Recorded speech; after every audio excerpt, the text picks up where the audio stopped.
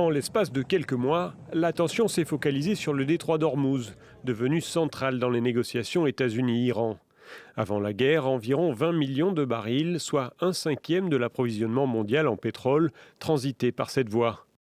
Sa fermeture a engendré une flambée des cours du Brent et une augmentation des prix à la pompe partout dans le monde.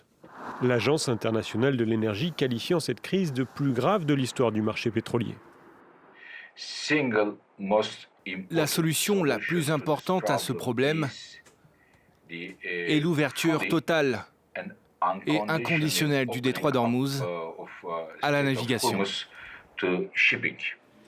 Lors du sommet du G7 en France, plusieurs dirigeants ont affiché leur inquiétude de voir le détroit à nouveau utilisé comme un moyen de pression et qu'il puisse être fermé de nouveau. Nous devons diversifier nos voies d'approvisionnement et développer des corridors alternatifs afin de nous affranchir du goulot d'étranglement d'Ormuz. Mais alors quelles sont les alternatives ?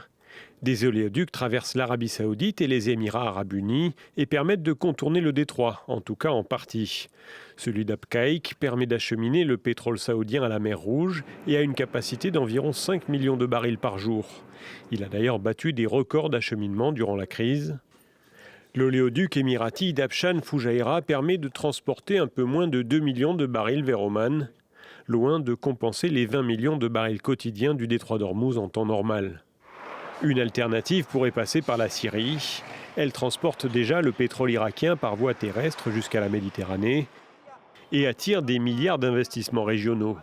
Mais le projet dans son ensemble pourrait prendre des années. La fragilité de ces corridors ouvre aussi la voie à d'autres solutions éloignées des énergies fossiles.